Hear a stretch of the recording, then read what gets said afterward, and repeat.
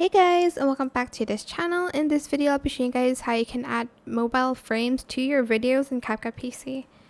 So I'm just going to select this one and I might trim it to like the 9:16 one. Press confirm, then go to stickers, or you can use the animation. I'll show it to you later. Type in phone or phone frame and just select the one you want.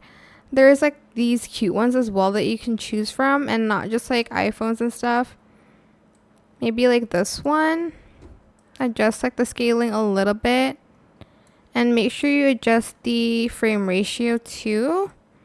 And you can like adjust the size of the video. You can like rotate it,